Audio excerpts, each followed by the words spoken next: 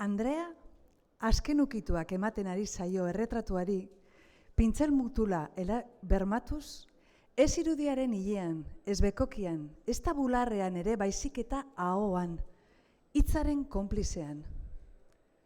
Analogiaz, nire begiak interpretazio naturalak esleitu dizkie esenako elementuei. Misea, idazkuntzaren esparrua da.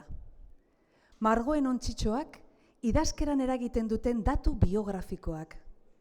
Estiletea, adieraziaren naiz adierazlearen soberakinak arazteko erabakimena. Zurezko kotxatila, iraganeko bitxien edo memoriaren gordailua. Ispiluan bere burua aztertzen ari den pintorearen jarrerak erakusten dit, xehetasunez aditu behar diodala neure izateari.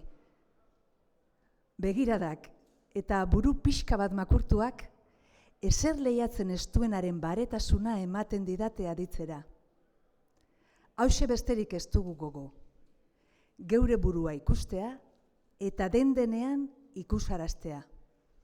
Eta ze adierazten ote du alderantzika dagoen ispiluak? Errealitatea erdizka baino ez islatzeko gaitasuna, edo agian kontzientziaren ispiluaren bitartez ikusi ezin dezakeguna, edo biografiaren eta oskole genetikoaren erruz ikustera iristen eskarena, edo benetan ikusi nahi ez duguna, behar bada ispilu hori besteak dira, garenaren irudia osatzen dutenak. Asaldagarria erabat zeharkako ispilu horren esan nahia. Jakitun naiz, egiten ari naizenaz. Minari astarrikan abil, etekina atera guran. Ez du sekula atzera egin neure zauriak milikatzeak errenta batzuk eman izan dizkidala ametitzerakoan.